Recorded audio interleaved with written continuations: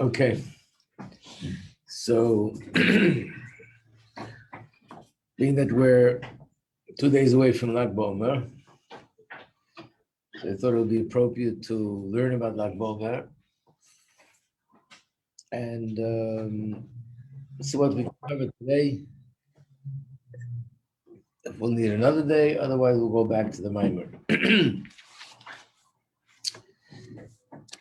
So I brought a lot of sheets here and papers, but most of it is for you to read yourself later.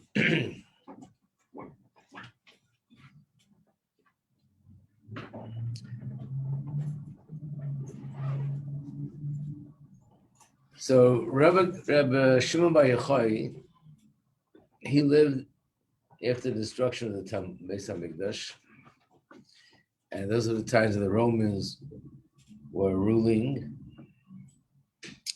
And the truth is, there are a lot of things we can talk about Rabbi Shimon Bar Yochai. I have these two booklets. One is about Rabbi Akiva, because let's just spread it around, and the other is about Rabbi Shimon Bar Yochai, because the truth is that there are two reasons to celebrate on Lag BaOmer. One reason is the reason that's brought down in Halacha, and that is because the plague that broke out amongst Rabbi Akiva's students stopped on Lag BaOmer.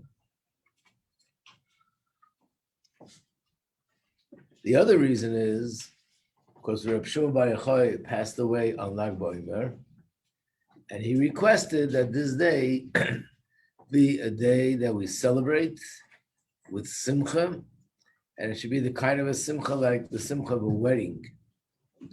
So we'll try to go into that as much as possible, but I just want to give a little bit of a background. So the famous story of Rabbi Shimon Bar Yochai is that there were three people that were having a conversation, and they were talking about the Romans, and one of them was praising them, how they built things for the community, bathhouses and roads and other things. And there was one person that heard this, that he was quiet. But Rabbi Shimon Bar Yochai spoke up, and he said, everything they do for themselves. They don't care about the community. They care about enhancing their own image and name, and that's what it's all about. So the person who praised them, they gave him some sort of a promotion. The person who was quiet was punished in one way. Rabbi Shimon Bar Yochai, they wanted to kill him. And because of that, he had to run away and hide. And he hid together with his son. His name was Rabbi Lazar. And they hid for 12 years in a cave. How did they survive? So near the cave, there was a spring. And the Eibishter made a tree grow by the cave, a tree that had, what is it called? Boxer? What is it called in English? Caribs. And that's what they lived on for 12 years. Nobody knew where they were, because if anybody would know, they would force them to give the information. So nobody knew where they were. And it was Iyar Navi that came to him to say that the Roman emperor died, and once the Roman emperor dies, the decree is canceled, they can come out.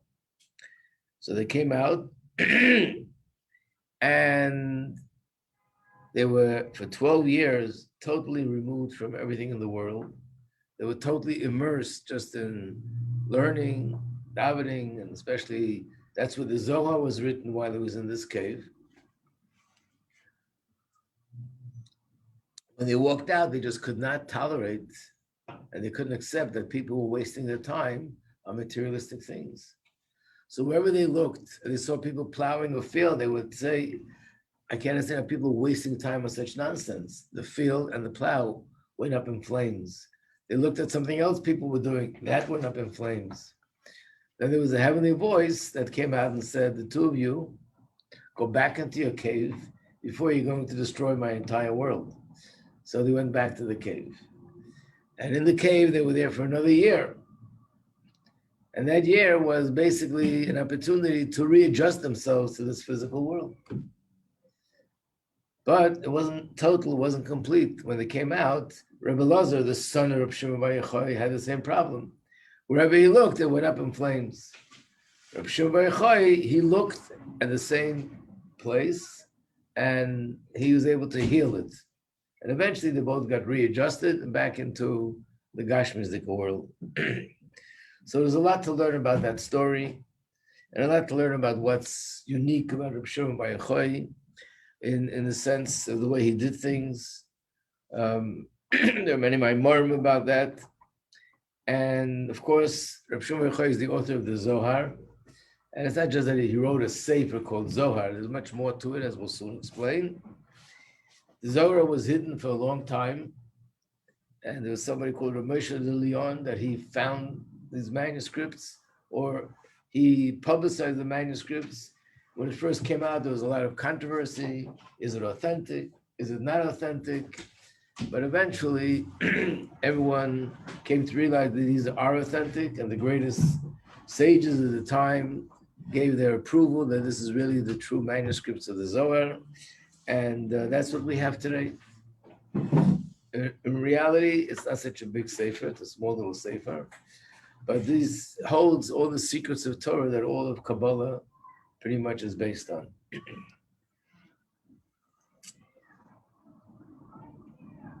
So, I did prepare this sheet just that we could see the order of things. If you can give this out. Just to see the chronological order. This is the order of how the hidden secrets of Torah began to be revealed in the world. So the first one to do that, Reb Shimon Bar Yochai, and that was 1,800 years ago. And from that time, it was still something which was more private. They would learn it only after midnight, and nobody was really allowed to, except for a few selected people in the whole generation. Even in the times of Reb Shimon Bar Yochai, he had a group of students, a number of students. They were the only ones who were able to come to learn this. So the first one after this, who again began to publicize Kabbalah, but in a way that he said times have changed, and now it's actually a mitzvah to publicize these teachings, was the Arizal. If you look at this piece of paper, you'll see Reb Shimon Bar Yochai was about 1,800 years ago. He was in the era of Tanoim, and the Arizal lived only 400 years ago. So from then until the Arizal, it was more or less moving along.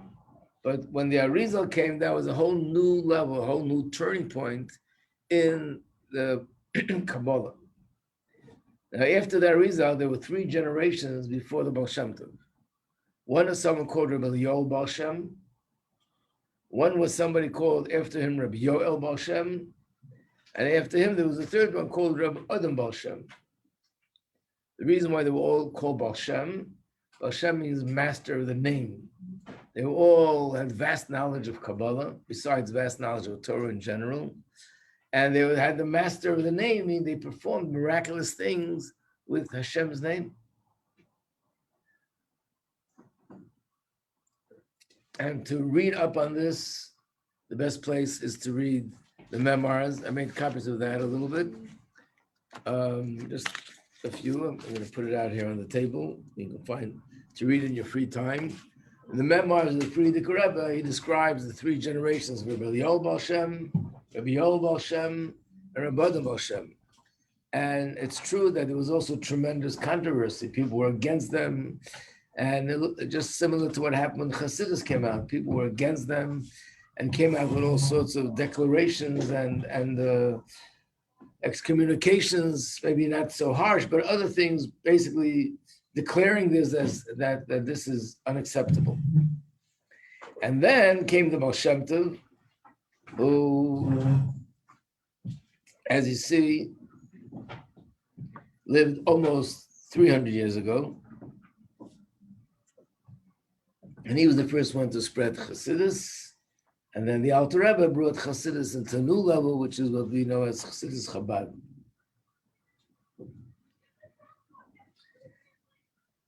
Now, if you look at this sheet, near the Baal Shem Tov, I wrote Achi Hashiloni.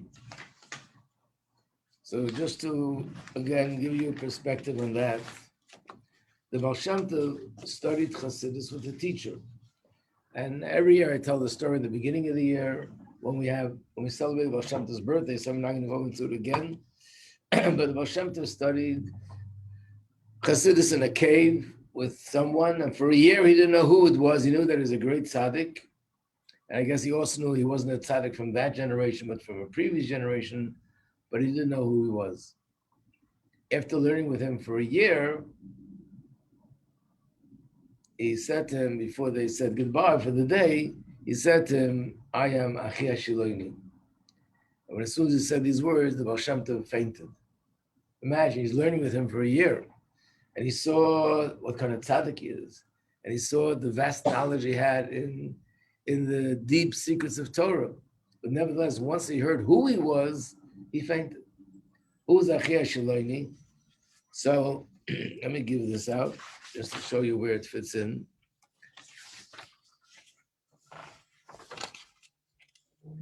Generally speaking, there are 40 generations from when the Torah was given until the Talmud was completed. In other words, from when we got the written Torah until the oral Torah was completed, it's exactly 40 generations. And the Rambam gives a list of those 40 generations. What does it mean, 40 generations? It means, how do we measure a generation? It means there were 40 tzaddikim, and each one was the leader of that generation, and he's the one who transmitted the Torah, the teachings of Torah to the next tzaddik. So Moshe gave it over to Yeshua, and Yeshua gave it over to the prophets, and it went from one to the next up until the 40th generation, which is when the Gemara, the Talmud, was completed. So you have all the names there. Number one, we're starting backwards. Rav Ashi was the one who completed the Talmud. And then it goes back. In other words, these names that you see here, number 1, 2, 3, 4, 5, these are, thank you, these are the names of the people who were the leaders of each generation. They were the highest authority of Torah in that generation. So it keeps going back. Look at number 33.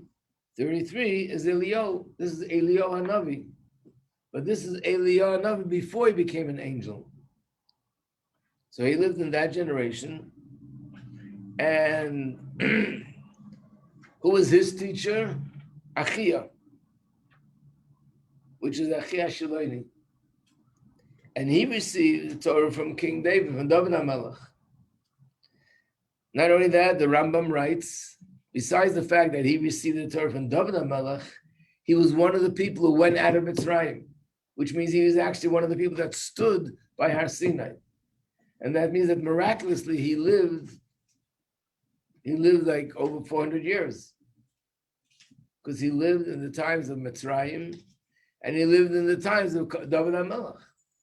This person, who was all the way back in the beginning of the line of the tradition, and he was one of those people went out of Mitzrayim, and he was there by Matan Torah, he was the one that taught the Torah to the Baal Shem Tov. So therefore, the day of Lag BaOmer is not just the day that we sort of celebrate something about a certain tzaddik, but this is part of the whole development of and revealing Chassidus into the world, which was also part of the whole process of bringing Mashiach. Because in order to bring Mashiach, we have to reveal the deep secrets in Torah, and then we can reveal the secrets in the world. So therefore, these tzaddikim that we see on this list, of Shimon Bar Yochai, the Arizal, they all played a very major part in bringing the world to a new stage, to a new level, to a new turning point in terms of revealing the hidden secrets of Torah.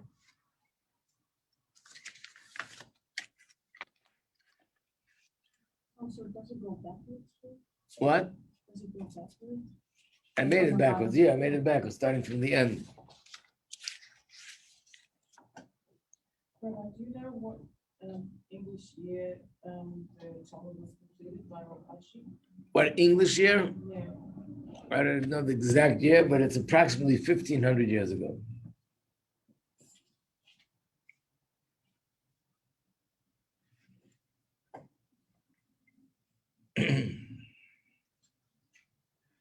Now, I did prepare another sheet. I guess I'm so confused from all my sheets, I must have left it downstairs. So I want to draw your attention to a pasuk in Tehillim. You should know it by heart, inside out, because it was the Rebbe's kapitel last year. And the letter Gimel. In the letter Gimel, there's a pasuk, Gal Einai. If you want to look it up, it's chapter 119, pasuk 18. Gal Einai, uncover my eyes. Vabita neflois meterasech, I will see the hidden things in your Torah. So, many Mefarshim say that this is alluding to the Zohar, because Gal is the same letters as Lag Ba'omer. And in other words, the Zohar was the one that fulfilled this pasuk. Was saying to Hashem, open my eyes, and I'll be able to see the hidden secrets of the Torah, which is the Kabbalah. So let me go a little bit more into the deeper significance of this day. What does it mean? There's another pasuk about the word Gal.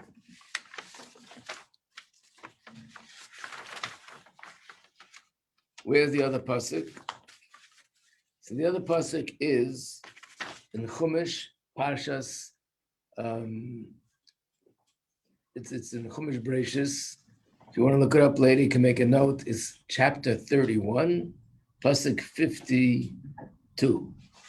This is the story where Lavan was chasing after Yaakov, and naturally he was very upset.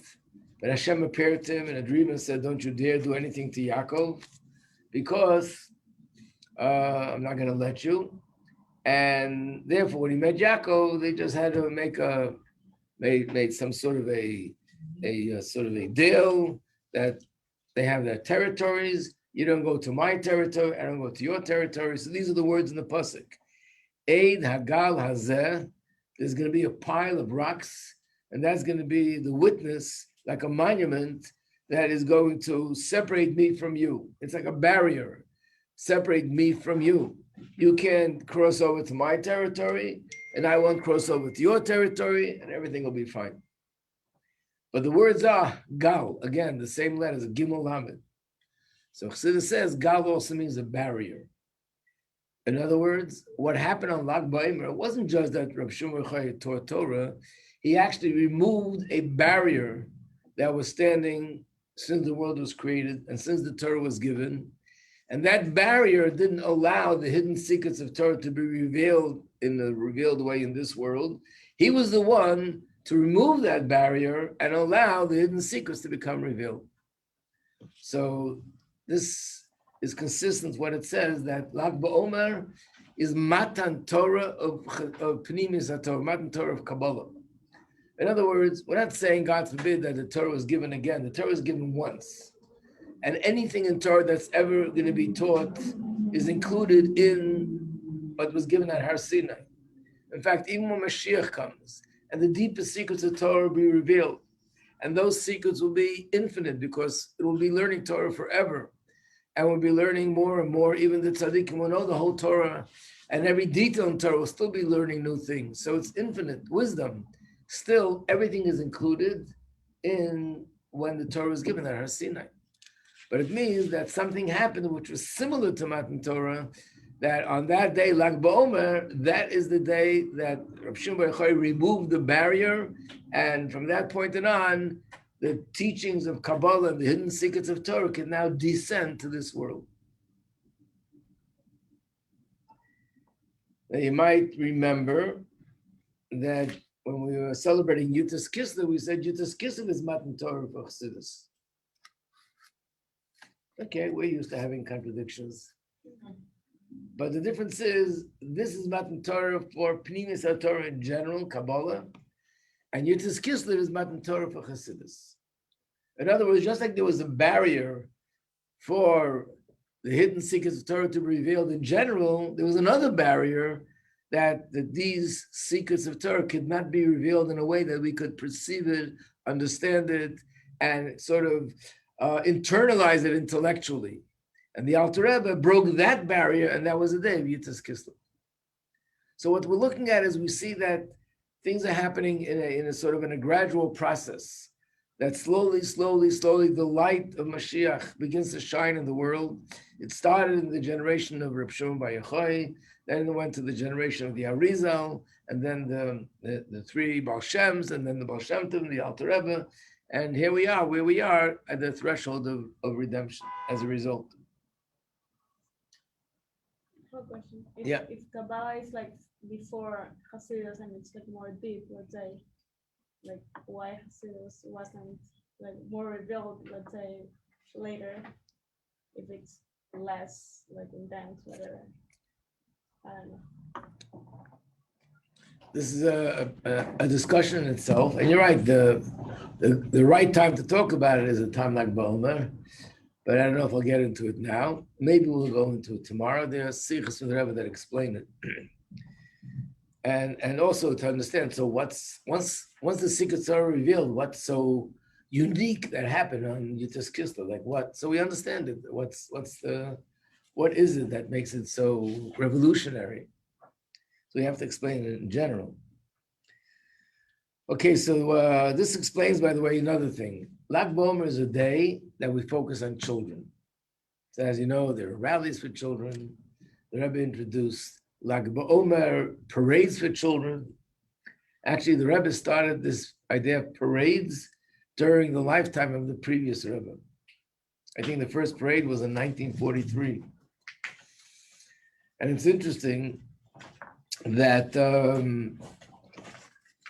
someone, his name is Rabbi Goldstein, they know him by the name Uncle Yossi. But anyway, he was one of the people who were in America in those days. So he said that there's a story with the Frierdiker Rebbe, with the Alter Rebbe, that the Alter Rebbe, in his Siddur, wrote something down right before Shmon Esrei on Friday night. If you look in your Siddur, you'll see it says V'shamru, and basically in all communities, Hasidic and non-Hasidic, they say it. The custom of Chabad is not to say it. But Alter Rebbe put it in the Siddur. When? What? When? Why? No, when? When? When say Shamru? We don't say V'shamru. Yeah, but when do? They say it every Friday night before Shemon Esrei. And then there's another one that you say before on Rosh Hashanah night, one and say for Yom Tov night. And when they say it, actually, there's a big storm in the shul. People scream it out loud. And Chabad, not only we don't say it out loud, we have to do everything different. We don't say it at all. But the Alter Rebbe did put it in the Siddur. So the Rebbe Levi Yitzchak of Berditchev, who was a very big Hasidic Rebbe, and he was very close to the Alter Rebbe, said to the Alter Rebbe that when Yidden say V'shamru, there's a Yurid in Shamayim. Yurid is the Yiddish word for a fair, F-A-I-R. When there's a fair, people are selling merchandise, there's a big commotion. Everyone's screaming and selling and buying. And Lamaila, when Yidden say V'shamru, there's a huge commotion in Shamayim. But he used the term, there's a Yurid, it's like a big fair. So the Alter Rebbe answered him, you don't have to go on every Yurid. In other words, I don't have to go on every fair. I don't have to be there for every one of them. There's an amazing story with the Rebbe about that, but I don't remember the details. I won't tell it to you now. But I'll look it up. And it was really an amazing story that happened regarding this word. Why am I bringing this in? Because the Frierdiker Rebbe said he was watching. The Frierdiker Rebbe was watching the Rebbe's parade from the window from upstairs in 770. And he said, the Alter Rebbe said that he doesn't have to go on every Yurid and every fair, but on this Yurid, he did go.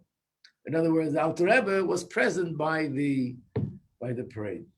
And the Rebbe himself once said, he was talking about the fact that there was a parade and children were there, and there was some older Hasidim that they didn't see the point. I mean, this is for children, and they stayed away. They didn't come. They didn't want to lose their time. And the Rebbe said, Reb Shimon Bar Yochai was able to be by the parade, and they couldn't be by the parade. So obviously there's something big going on with children on this day. And the question is, why children? A few reasons for it, but one of them is being that this is the day of Matan Torah, of the hidden secrets of Torah, we know that on Shavuos, the day we received the Torah, it was all based on the children, because Hashem said to the Yidden, I'm ready to give you the Torah, but I need a guarantor that you're really going to keep it. So they said, our prophets will guarantee. And Hashem said, not good enough. Our rabbis will guarantee, not good enough. Our elders will guarantee, also not good enough. Then they said, our children will guarantee, and Hashem said, oh, that's it. If your children, in other words, they're saying, we're going to give our children the education of Torah and mitzvahs, and then it's guaranteed that the Torah will last and it will endure forever. So therefore, the whole lineage of Torah is very much connected to children. As you know, the Rebbe initiated a campaign that on Shavuos we should bring children to 770, not 770, to every shul in the world. And not just children that could walk, even infants. Every child should come, because children are part of the process of Hashem giving us the Torah. So just like with Shavuos, which is Matan Torah in general, is based on children, so the same as with this day, it's also based on children. That therefore we put tremendous emphasis on educating children, on inspiring children, and you have to understand how important it is, because there's a halacha that you're not allowed to disrupt children's learning. It's so precious to Hashem that you need a real good reason to do that, to the extent that when Mashiach comes and we'll be building the Beis HaMikdash, children's classes will not be canceled. You would think everyone is going to want to be part of it. Everyone is going to want to contribute whichever way possible to build the Beis HaMikdash. So these children have teachers. What are they going to do? The halach is they're not allowed to stop teaching their children, because teaching children is something very precious to Hashem. And here we're interrupting school, interrupting classes, so the children should be able to go out and have a good time, and we're educating them. And by the way, the psukim that the Rebbe initiated, the 12 psukim, that happened by Lag Boma parade. He announced it at the Lag Boma parade. The Nigun Sheibana Beis HaMikdash was also initiated at Lag Boma parade. It was totally unexpected. And the Rebbe called out that there's a chazan called Chazan Teleshevsky, and he said, you probably know the song on the word Sheibana Beis HaMikdash, and you should sing it. And from that point on, they began to sing it at every Farbrengen of the Rebbe. And at the end, they always sang this nigun. But it started at a Lag Boma parade.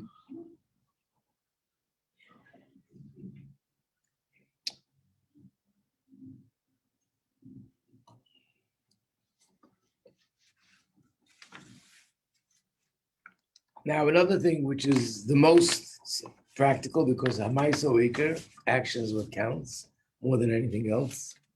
By the way, another reason that's given why students cancel their classes is because the other reason why this day is Yom is because the students of Rabbi Akiva didn't have proper respect for one another, and they stopped dying on this day. So therefore, we do something that's specifically connected to students, which is the reason why this celebration is about children. And you probably know the custom. What? Sorry, are you going to tell the story about Uncle Yossi and Linda? That was the story. I mean, the other part of the story. Oh, you told us.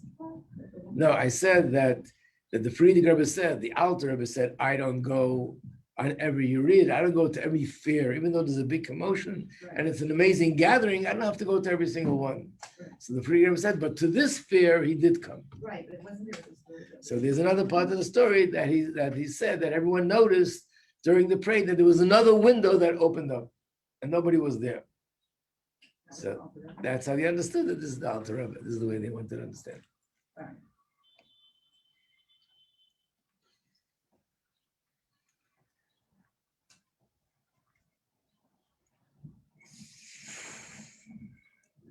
What am I talking about in the practical end is the inyan of Simcha. The Rebbe says that, the truth is on the surface, the whole thing is weird. I think I always tell this story. Some of you have heard it already from me, that one year I went out to a different neighborhood to bring children to the parade here. I was in a taxi with a group of kids, and the taxi driver is driving into Eastern Parkway, and he sees clowns, music, and all the festivities. So he said, what's going on here today? So one of the kids said, a very great rabbi died today. His eyes nearly popped out. So first I had to explain to him, not mamish today, like almost 1,800 years ago. But it is strange. Is that how we celebrate a day that someone passed away? And someone's such a great tzaddik? And the truth is, it's unique, even according to Torah. The way it's commemorated usually is learning Mishnayos, you go to the cemetery, some people fast on the day of a yard site. That's brought down in the Shulchan Aruch. But to say on the day that the person passes, you should celebrate it like a wedding. Even in halacha, when someone has yard site, it means it's a day that, God forbid, one of their parents passed away, and they have to observe that day. On that day, they're not even supposed to go to a wedding, if it's a yard site. And here, he's telling all the Yidden to celebrate this day as if it was a wedding. And you see, the way people celebrate Lag Boimer is dancing and singing all night long.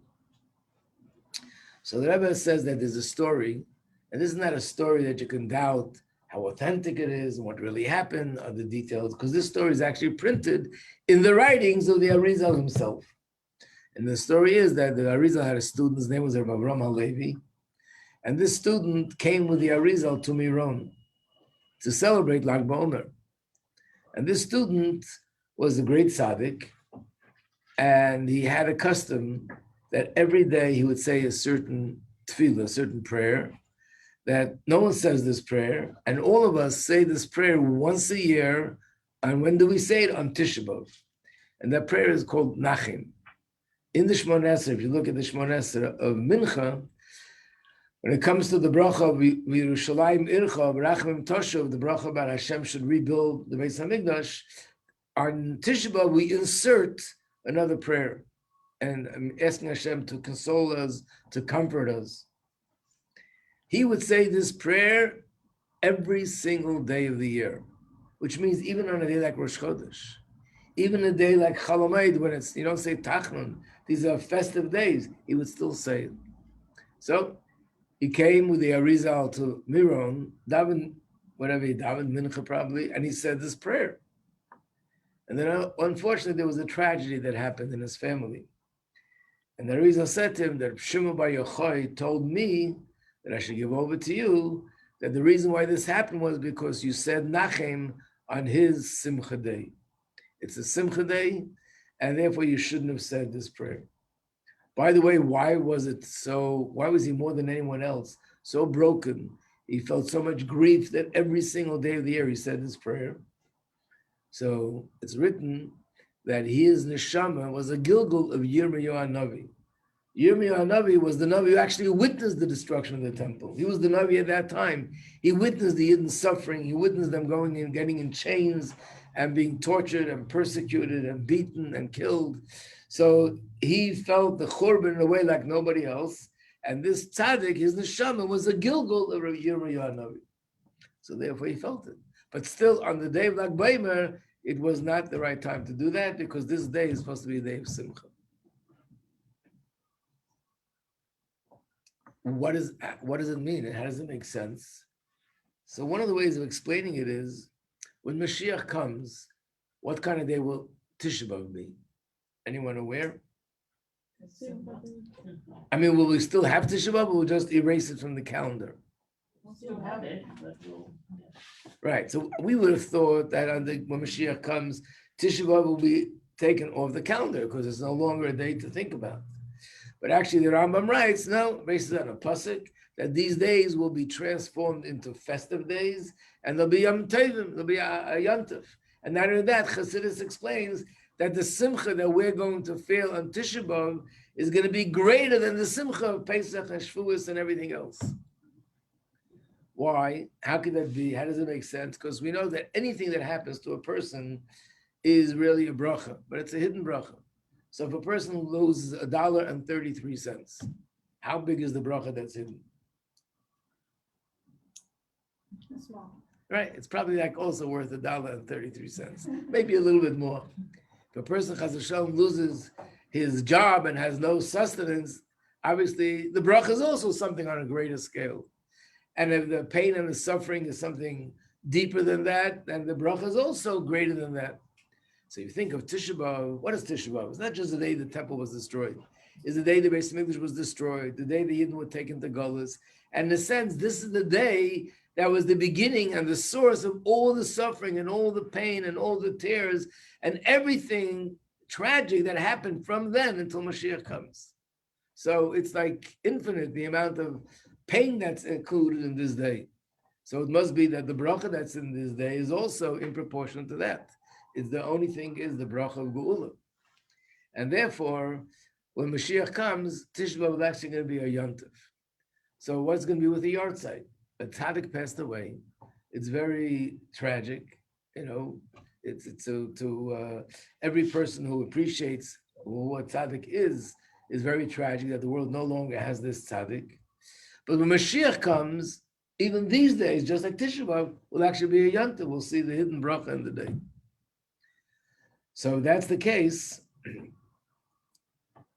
Think of it this way: Reb Shimon Bar Yochai, because he was the master of the hidden secrets of Torah, because he was already in the place the way it's going to be when Mashiach is going to come. So in his world and in his realm where he was, Lag BaOmer is already a day to celebrate, and that's what he told us to do.